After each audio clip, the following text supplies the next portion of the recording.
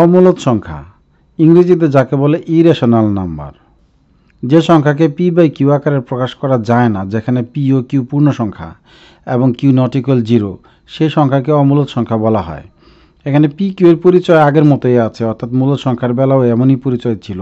Q শূন্য হতে পারে না, কারণ শূন্য হলে কোনো ভগ্নাংশের হর শূন্য হলে সেই ভগ্নাংশটি অসংজ্ঞায়িত হয়ে যায়। পূর্ণবর্গ নয় এরূপ যে কোনো স্বাভাবিক সংখ্যার বর্গমূল কিংবা তার ভগ্নাংশ একটি অমূলদ সংখ্যা, যেমন √2, √3, √5 এগুলো হচ্ছে অমূলদ সংখ্যা।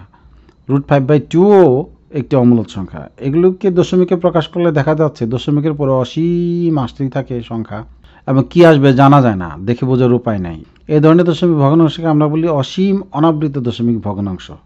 এরকম অসীম অনাবৃত দশমিক ভগ্নাংশ সবগুলোই হচ্ছে অমূলদ সংখ্যা, আর এই অমূলদ সংখ্যা বাদে বাকি সবই হচ্ছে মূলদ সংখ্যা। মূলত মূলদ এবং অমূলদ সংখ্যার সংজ্ঞায় পার্থক্যটা হলো না শব্দটিতে, যদি না বলি তাহলে অমূলদ, আর যদি যায় তাহলে মূলদ। এখন কোনো অমূলদ সংখ্যাকে দুইটি পূর্ণ সংখ্যার অনুপাত হিসেবে প্রকাশ করা যায় না, অর্থাৎ যেমন মূলদ সংখ্যাকে পি বাই কিউ এরকম অনুপাতে প্রকাশ করা যায়, আর এখানে হচ্ছে অমূলদ সংখ্যার বেলায় হচ্ছে যায় না। আরেকটি কথা, রুটের ভিতরে যে কোনো সংখ্যাকে ঢোকালেই কিন্তু সেটা অমূলদ সংখ্যা হবে না। যেমন √4 কিন্তু অমূলদ নয়, √4(2).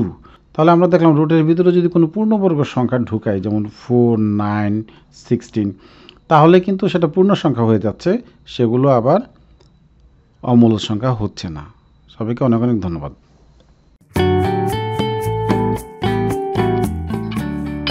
গণিত ক্লাস।